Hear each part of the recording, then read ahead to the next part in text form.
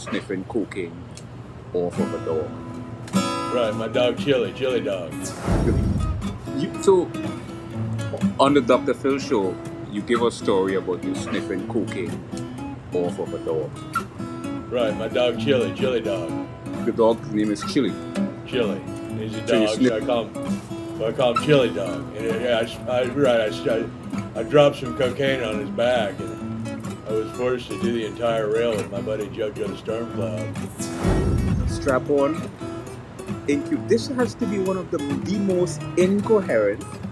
Please accept my advance apology. Please don't evaluate this before it's over with. This is not a telethon.